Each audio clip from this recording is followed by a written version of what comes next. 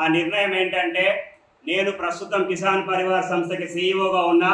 ఈ క్షణం నుంచి కిసాన్ పరివార్ సంస్థ సీఈఓగా నేను రాజీనామా చేస్తా ఉన్నా.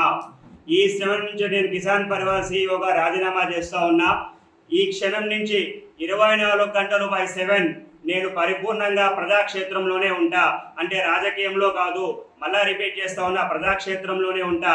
ప్రజల కొరకు, ప్రజల చేతకు, ప్రజల వద్దకే ఉంటా. ఇంకా ఏమైనా డౌట్ వస్తే ఈ కేవలం నేను కిసాన్ పరివార్ లిమిటెడ్గా ఏవైతే పదవులలో ఉన్నానో వాటికి రాజీనామా చేస్తాను. కానీ మళ్ళొక్క డౌట్ రావచ్చు, మీకు నాకు భూపాల్ నాయక్కి ఏమైనా సంబంధాలు చెడిపోయినావా అని.